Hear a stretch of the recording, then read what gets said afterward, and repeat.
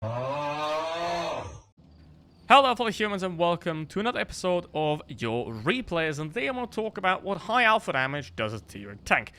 Well, in a lot of cases, it's not really a great thing to have when you go extremely high alpha damage, like let's say a KV2 or something like that, because then the gun becomes low penetration and inaccurate and horrible. You don't want that. But in a lot of cases, higher alpha damage means less accuracy and lower DPM. And that is also somewhat true for the Chimera. It's got around 2000 DPM, but that's relatively normal for tier 8 tanks like this. And this is a pretty good entry vehicle to tier 8 medium tanks. Now, I'm not saying that this should be your first tier 8 and then you should buy a premium tank. You don't. You never buy a premium tank of a tier you don't have a tech tree tank of, right? That's obviously the first thing. Now, the second game is going to be in the 60p, which is also going to show the same thing. And one great thing about extremely high alpha damage is more module damage, which means it makes it more likely to ammo rack tanks, just like Mansi did right here. And that's great. More module damage, more standard damage. Makes sense, right? Now, a lot of times, you have a pretty big drawback with that high alpha damage. Like a 183, like a KV2, like a T49. But in other cases, you have high alpha damage, but you don't really have that much of a drawback to make it horrible. Like on the Chimera, I mean, the armor is not great, the mobility is not great, it's definitely below average in that sense, but the gun does make up for it. And it's good enough to ram a charity to death, which is great. So, tanks like this are somewhat easier to play, like, let's say, a Centurion 5-1. Because for you to do the same damage in the Centurion 5-1 that you can do in the Chimera with one shot, you have to expose yourself 3 times, which means 3 opportunities for the enemy to shoot you in the Centurion 5-1. Whereas in the Chimera, you only have to peek once to do that 440 alpha damage goodness. So, that's good.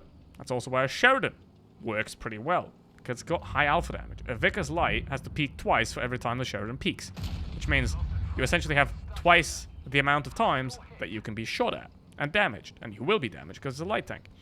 So high alpha damage is good if it doesn't have any drawbacks.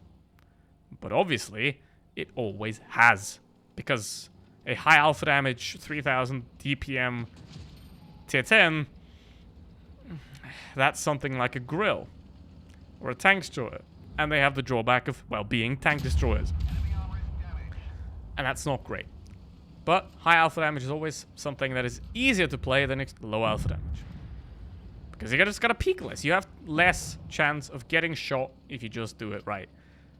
So it's good, and that's why I always recommend something like an E100, like a 60 TP, something like that as your first tier 10.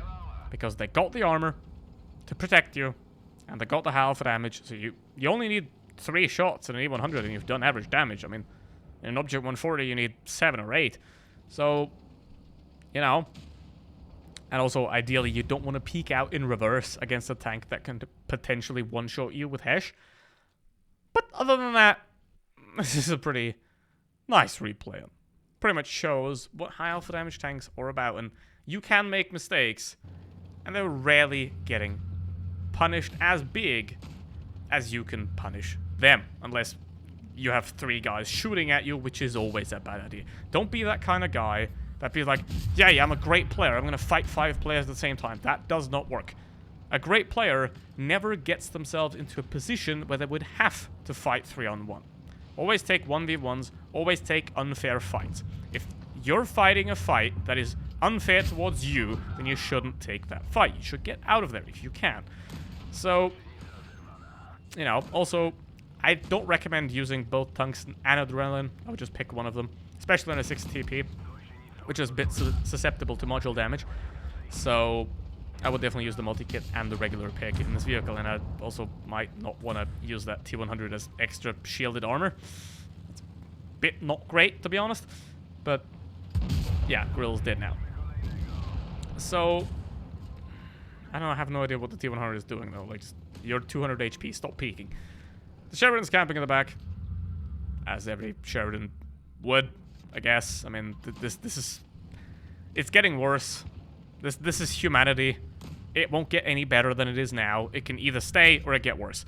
So, anyway, the HE on this thing is also obviously good HE rounds. That's another very good thing that high alpha damage have in a lot of cases. You You know, because a lot of times HE works in a way where the HE penetration is half the gun's caliber, which means if it's a 100mm gun, you have 50mm of HE penetration. If you have a 150mm gun, you have a 75 HE penetration, which is good for the high caliber guns. And the 60 TP has a great line as well. The 53 TP, the 50 TP, they're good, and the same with the E100.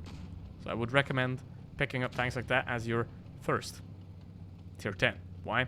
You got the high alpha damage, it's going to protect you. You got the armor, that's also going to be there for you, because the high alpha damage is also a fear factor for the enemy. If you have 190 alpha damage, everyone's going to peek you because like, what are you going to do? But if you can do serious damage to them, they're going to be more careful. Which means you have a bit more control, which is always nice to have. And especially with 60 AP that has tungsten. Well, I personally don't use it, but I definitely recommend using it. I just can't use it because I always activate it after shooting because I'm used to adrenaline. Anyway, then I definitely recommend picking this tank up if you're a beginner, because high alpha damage is good for you. Now, it is a 1 versus 2. And that's the problem. Now, he's still on full HP, which is great. And high alpha damage does have a big drawback, and that comes in now. If you can't kill the guy, your reload is very, very long. Which means Burr has to be careful. Both of them are one-shots. However, if he misses a shot, they can do 2-3 shots in the hem. That's not great. Now, the pattern is not the smartest or smart, so he's not going to be a threat. And how the T100 is, I don't quite know what he's trying to achieve with this. And now what you want to do, if you have a faster tank circling you, you want to get your ass up against the wall, up against the building, something that they can't get around, right? Because then you can't be circled and you'll be fine. So ideally, if someone is trying to circle you, get your ass against the wall, and then, well, they can't circle you. So what I would like to see here is maybe reverse a bit further, because there are rocks right back there that you can use a lot better to maintain hit points and to make it impossible for them to actually angle it. I'm going to speed up here a bit because nothing happens. And that's the problem with the T100. You can't really catch it. And the best thing to do in a situation like this is simply to cap the base. And that is exactly what's happening here. You know, he's running past. But at this point, the best thing that the T100 could do is just go back like the other way instead of moving forward where he was. Because if he does that, Burr will exactly know where he is. So if you're unspotted, turn around, go the other way, you'll be fine. And if you're new, if you're inexperienced, maybe you're not a good tank, try playing high alpha damage guns. But be careful of firing too fast, because otherwise you'll be reloading for a very long time, and that is not good. So be careful and have fun. Thanks for watching. See ya.